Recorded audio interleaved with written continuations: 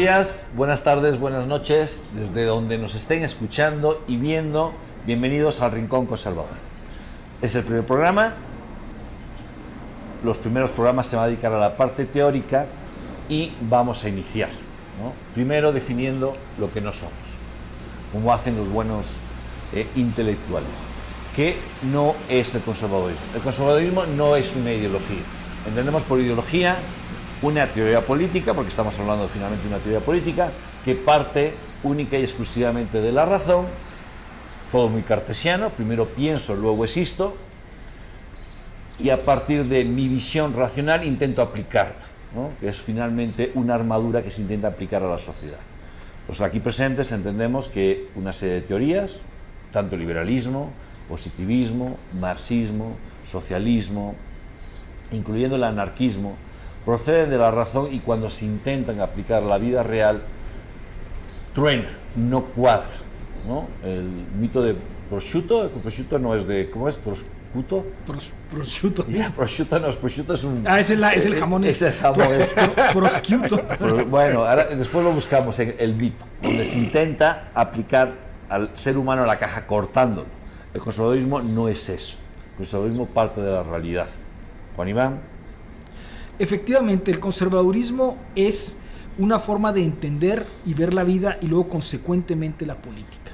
El conservadurismo sí es un conjunto de principios e ideas muy claras, pero también altamente flexibles, que no pretenden imponer un cartabón clásico y que no pretenden sino resolver situaciones para, refrendado en lo mejor de las sociedades, llegar también a las mejores posibilidades. Se trata de potenciar lo bueno, acotar lo malo y resolver lo urgente. Si esa es la herramienta conservadora, entonces pues caben muchas pequeñas definiciones que típicamente podrían decirse que son de izquierda o que son de derecha, pero que en realidad sirven para resolver una crisis. Muy bien. Y tú has dicho que hay una serie de principios, ¿no? En el próximo programa vamos a hablar esos principios generales, que son muy generales y se pueden aplicar absolutamente a todo el mundo, sin excepción. Pero en la práctica, como conservadurismo es local, como iremos viendo en estos programas, las soluciones conservadoras son locales y por tanto distintas. Puede ser tanto un conservador federalista como centralista, dependiendo de la sociedad que existe. Juan. A mí me gusta hacer una analogía cuando hablo de una persona conservadora, ¿no? Yo le pido a la gente que visualice la imagen de un roble blanco. Es un árbol enorme, con unas enormes raíces y profundas raíces, que eso es básicamente lo que es una persona conservadora, ¿no? Una persona anclado en la historia, en el pasado, en la cultura, en la tradición, pero siempre viendo hacia adelante, viendo hacia arriba, creciendo, evolucionando. Entonces, esa sería para mí una definición muy pragmática de lo que es una persona conservadora. Okay. O sea, podríamos decir que las raíces son la naturaleza. Los conservadores creemos en la naturaleza. Es decir, aquello que es inamovible, ya sean los animales, ya sea el ecosistema, ya sea el hombre. Una naturaleza que es inamovible, que es la raíz. Pero la cultura es lo cambiante, el ser humano es cambiante. Serían como las ramas, la exposición. Y hay robles de un tamaño, de otro, con más ramas, con menos ramas, más verdes, más dorados, otoñales. Sí, ¿no? sí. El común denominador son las raíces y la altura, ¿no? El crecimiento. O sea, no es alguien anclado en el pasado, sino alguien que tiene esa base profunda, pero además está creciendo, está evolucionando, está avanzando. Exactamente, ¿no? Muy bien, entonces, bueno, en estos programas iremos desarrollando esas ideas.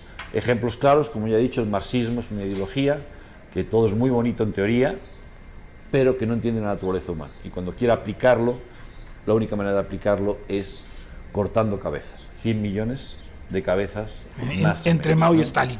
Pero el liberalismo también es otra ideología, y eso es quizá lo que nos cuesta más entender, porque estamos imbuidos de lo que yo llamo el virus liberal, porque entiende una libertad teórica que no es real. En la práctica, la libertad del liberal, del Locke y otra serie de teóricos, en la práctica no existe. El ser humano es limitado. Pero bueno, hablaremos más adelante de este tema. Entonces, bueno, no es una ideología, es una teoría práctica basada en el realismo, y dedicaremos algún otro programa a hablar de estas cosas más en profundidad. Muy bien.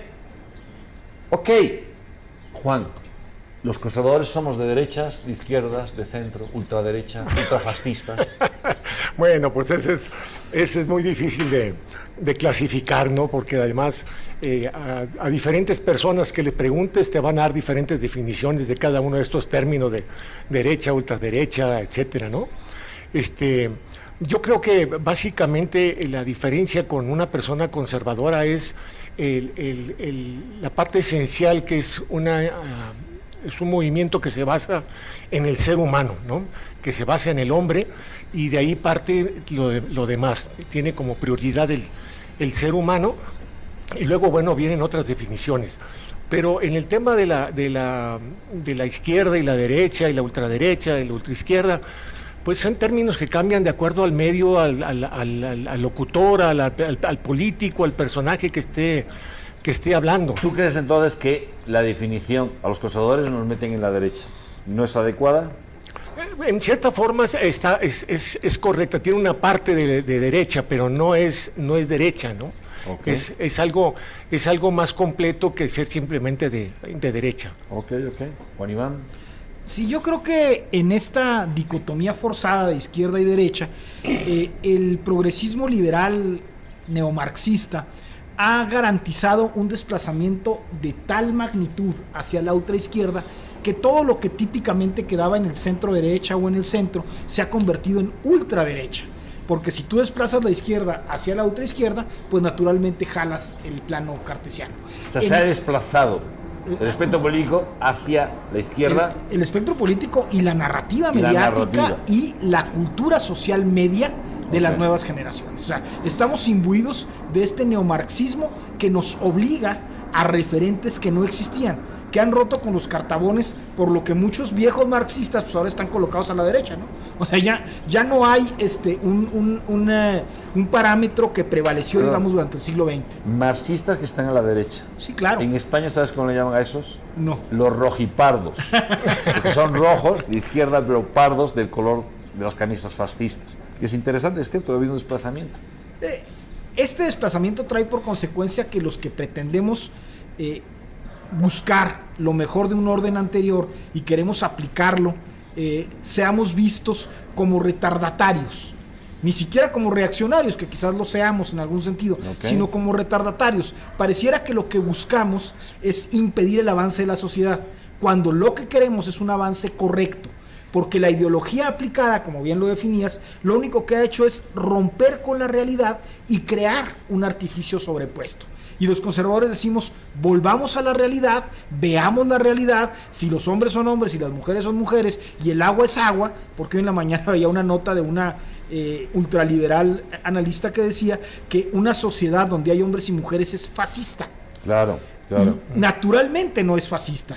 Quizás el fascismo lo haya mi papá preconizado. Y mi mamá que viven gracias a Dios después de 60 años casados son fascistas, porque están casados un hombre con una mujer. Bueno, no tan lejos nosotros, ¿no? me parece que cuando tú clasificas de esa manera a todo el que no piensa como tú, o como lo hace Andrés Manuel, de conservadores a todos los que no son de la 4T, pues desplazas el espectro, y si eres dueño de los medios, pues lo llevas a donde quieres el debate. Creo que en México realmente los medios de comunicación son liberales, son progresistas. Ahí vas a ver que cuando hablan de alguien de izquierda, todos son de izquierda simplemente, no son ultraizquierdas, no son radicales de izquierda, son simplemente izquierda. Pero cuando hablas de un conservador, cuando hablas de alguien de gente de derecha, todos somos ultraderechistas, somos radicales. Sí, claro, pero como dice Juan Iván, se ha desplazado el espectro hacia la izquierda, entonces lo que queda a la derecha llega un momento, aunque antiguamente pudiera estar en el centro, ya estamos en la extrema derecha. Sí, no hay una media en los conservadores, ¿verdad? Para los medios de comunicación. Entonces, básicamente lo que yo le pido a la gente cuando me toca hablar de este tema, pues es que analicen lo que están oyendo, porque la verdad es que los van a poder llevar hacia un extremo que no existe, que no es real, ¿no? Lo usan para descalificar a todos los que no son liberales, ¿verdad? Sí, yo lo que veo, por ejemplo, tú has utilizado un término que es liberales y neomarxistas, ¿no? Como que están confundiéndose los términos. Y bueno, pues ya hablaremos en algún programa sobre el neomarxismo. Yo abomino esa definición teórica, pero bueno. Entonces, claro, lo interesante es, como tú has dicho, es decir, los liberales, ¿no? que desde el punto de vista económico están a la derecha. Un caso de Milei estaría a la extrema derecha, porque es anarcocapitalista, según él, ¿no? Extrema derecha, pero hay liberales que son anarcocapitalistas que están a la extrema izquierda en temas sociales. Tema de aborto, en tema de ideología de género, en tema de prostitución, en tema de drogas, eutanasia y demás, ¿no? Entonces, por ejemplo, los medios de comunicación mexicanos, especialmente los grandes, Reforma, El Universal, Televisa, TV Azteca, pues están en ese extremo. Centro, derecha, derecha económica y izquierda, a veces extrema social. Los conservadores, ¿qué estamos? En los sociales estamos a la derecha. Claro, que nos quedamos a la extrema derecha, porque nosotros que defendemos matrimonio hombre y mujer como única figura pública válida y rechazamos la otra, habrá que explicar eso en su momento, que hablamos del derecho a la vida, que hablamos de un control social, que rechazamos la prostitución, que rechazamos la pornografía como algo legal, etcétera, etcétera, las drogas. Pues sí, estamos en la extrema derecha porque no tenemos a nadie más, ¿no? Estamos. Ahora, en lo económico, ¿qué es un conservador? En general, y ahora pues, ya hablaremos sobre economía, pues preferimos lo pequeño, el comercio local, hablamos de libre mercado, pero no esos grandes monopolios, abominamos del gran Estado, abominamos de la gran corporación, pues estamos en el centro-izquierda económica, ¿no? Y en la soberanía, ¿dónde estamos? Pues en la extrema derecha será el fascismo, el nacionalismo xenófobo, el desprecio al otro. Un conservador nunca va a estar ahí. Rechazamos completamente el fascismo. Tampoco somos internacionalistas como los comunistas, que queremos que desaparezcan. ¿Dónde estamos los conservadores en el tema de patriotismo, globalismo? Pues tenemos más bien el centro, quizá un poquito a la derecha. Hay un zigzag, los liberales es un zigzag, los rojipardos, que antes eran de extrema izquierda, ahora, como defienden el patriotismo, en esa parte están a la derecha. ¿Consideran que el término izquierda-derecha nos sirve actualmente para entender la sociedad? Juan Iván. No, la izquierda y derecha es una dicotomía forzada que pretende encajonar a todos los que preconizan un Estado social abierto y sin valores en la llamada izquierda, y a todo el que se oponga por cualquier razón, sea ideológica, política, social o religiosa, en el espectro de la derecha. Y como bien lo has dividido, hay connotaciones económicas, sociales, políticas, pero lo cierto es que los conservadores queremos, y vuelvo a la forma que había previamente estipulado, queremos resolver un problema. Queremos, si el motor está descompuesto, hacer que funcione. Y entonces tomamos piezas diversas, soluciones diversas, y nos dedicamos a que la sociedad funcione en base a lo mejor y proyectando lo mejor.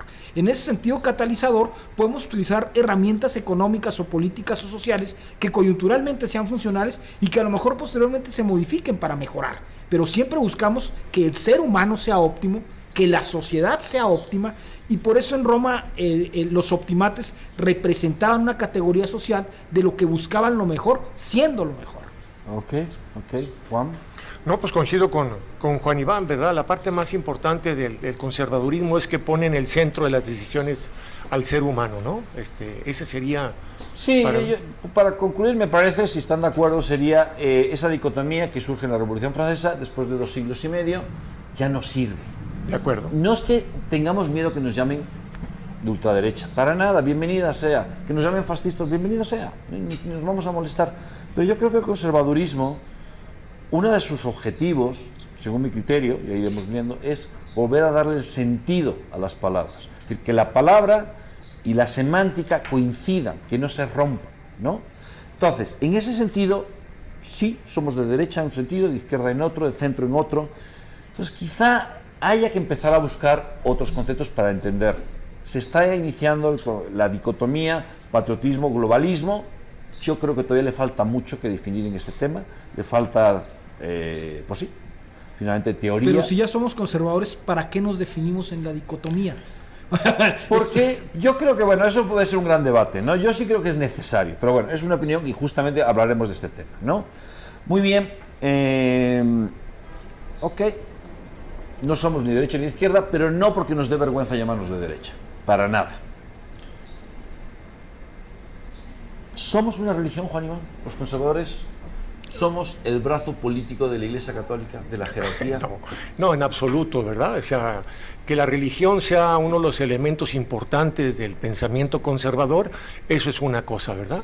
Pero no estamos ligados a ninguna religión, a ninguna creencia en particular. O sea, no obedecemos a la jerarquía, No. a tu obispo. No. ¿Seguro que tu obispo no te mandó aquí, Juan? No, No sospechas, ¿eh? No creo. No creo.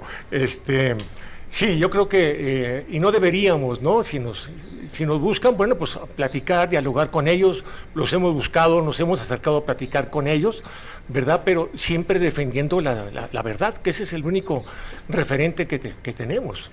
Ok. Juan Iván. No, los hombres que tienen religión plantean lo trascendente y lo eterno siempre servirá para acotar las pasiones desmedidas.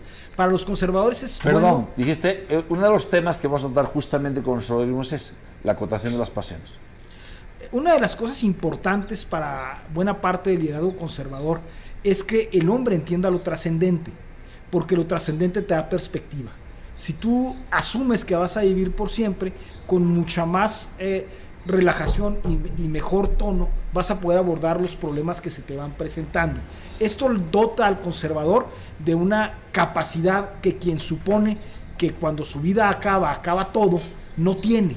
Creo que en ese sentido la religión es importante como un elemento privado, no como un elemento ideológico o político. Es decir, la visión del conservador, que en la mayoría tenemos una visión trascendente del ser humano, tiene implicaciones políticas, concretas.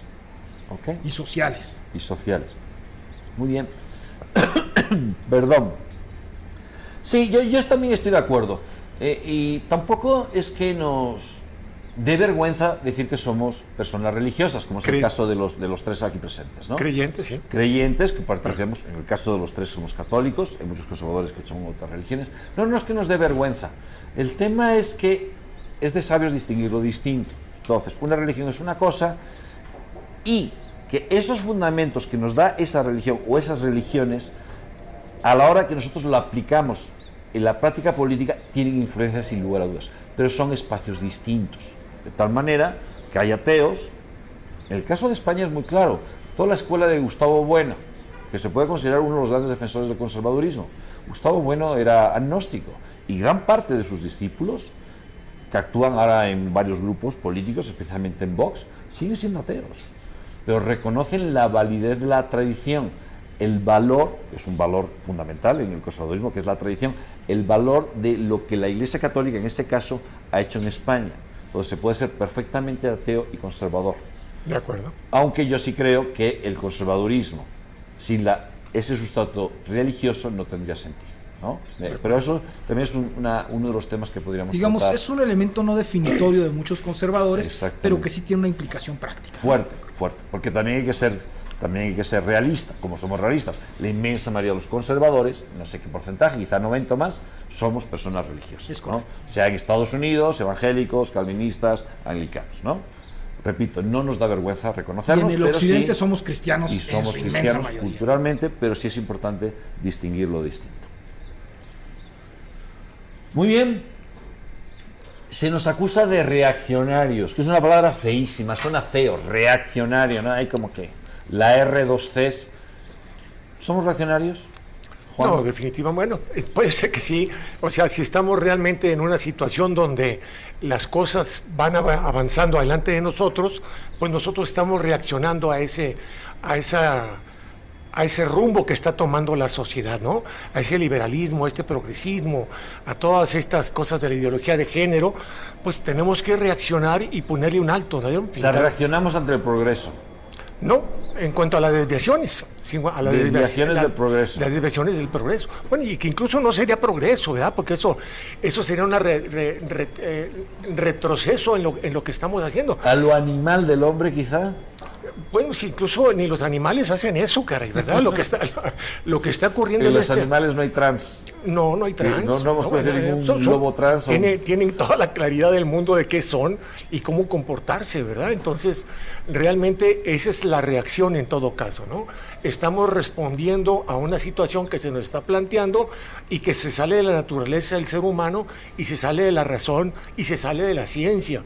Entonces tenemos que reaccionar para volverlos al camino. Sí, somos reaccionarios. Somos reaccionarios, en ese sentido.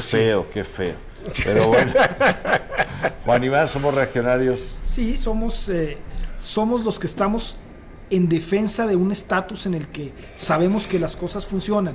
Típicamente el conservador no es un amante de la política práctica porque prefiere la vida familiar, prefiere la vida en comunidad, prefiere la vida religiosa o social que la práctica política. Entonces, el conservadurismo político, esa facción del conservadurismo, sí es necesariamente reaccionaria.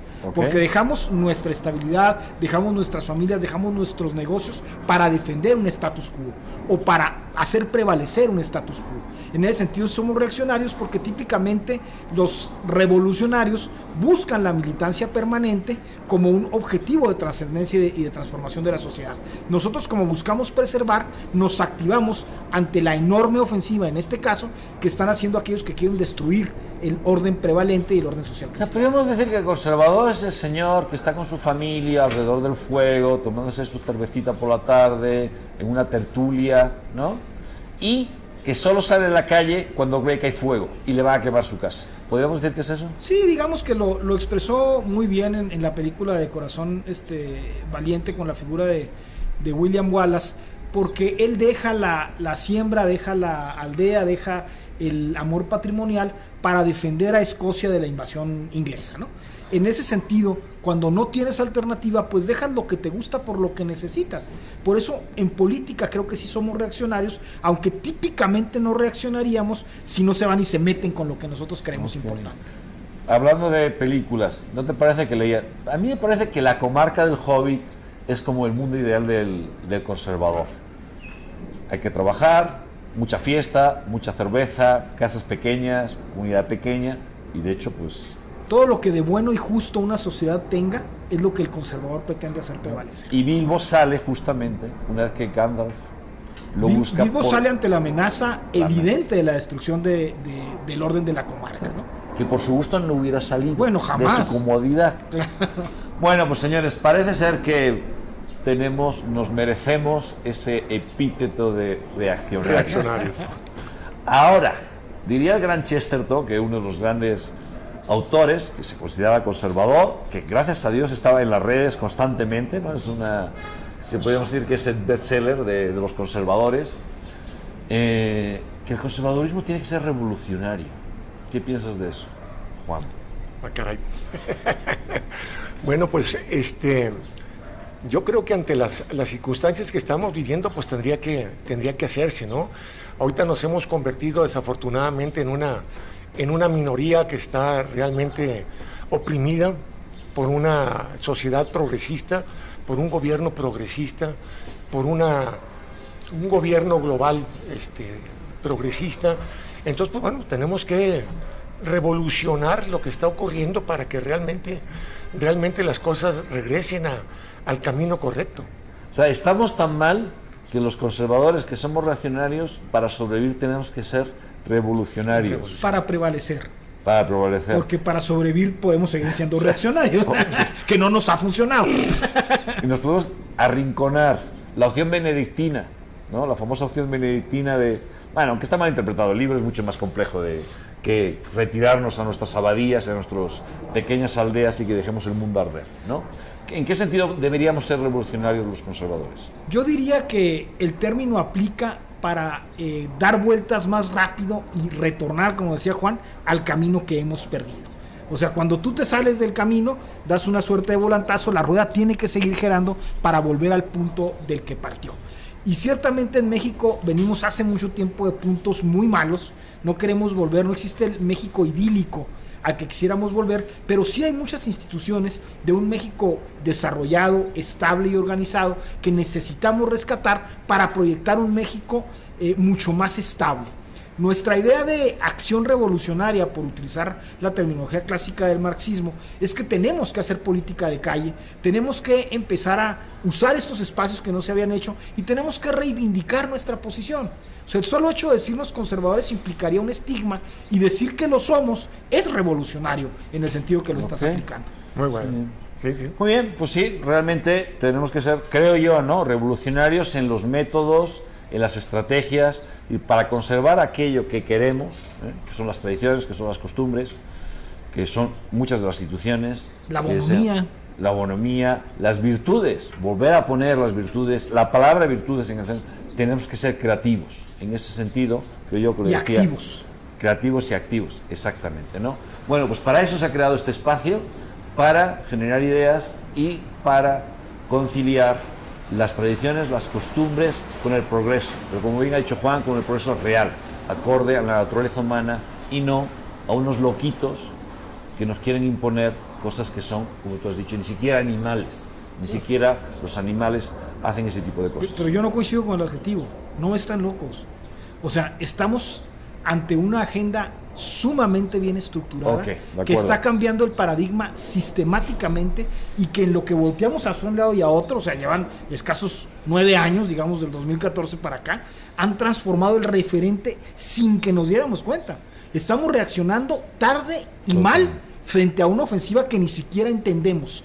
Simplemente ya se han generado tantas resistencias a esta, que los que estamos en la defensa de una posición hemos dicho, abandonemos los temas que tradicionalmente hubiéramos defendido, como vida y familia, para entrar en los temas que necesitamos defender, como son leyes, organización, Estado e imposición. Ya no se trata de preconizar para que no haya aborto, se trata de impedir que te lo impongan. Exactamente. Muy bien, pues para este programa. Esperemos que nos sigan, que nos den like, que nos retuiteen, que nos difundan en Instagram, en TikTok, y también que nos aporten ideas. Aquí estamos, muchas gracias. Gracias Juan Iván, gracias, y nos vemos en la próxima emisión del Rincón Conservador.